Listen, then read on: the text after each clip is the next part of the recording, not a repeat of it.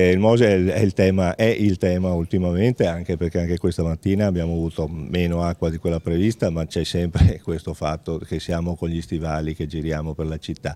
Sicuramente il Mose è un'opera importante che va terminata al più presto. Il completamento del cosiddetto modulo sperimentale elettromeccanico, meglio conosciuto come Mose, rimane una priorità anche per l'Associazione Nazionale Costruttori Edili di Venezia, che però rispetto ad altri appelli analoghi sposta l'asticella un po' più in su, perché, secondo l'associazione di categoria, è altrettanto urgente il completamento delle opere complementari.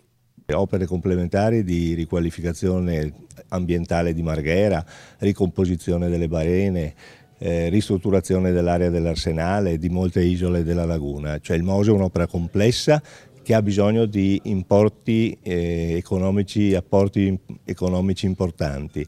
Non vorrei che si alzassero solo le barriere e si dimenticasse tutto il resto. Gli splendori del pre-2007 rimangono lontani, ma perlomeno dopo anni difficilissimi l'edilizia veneziana torna a respirare. Il bilancio di fine anno parla di un più 3,46% di imprese, più 5 di operai e più 7,6 di ore lavorate.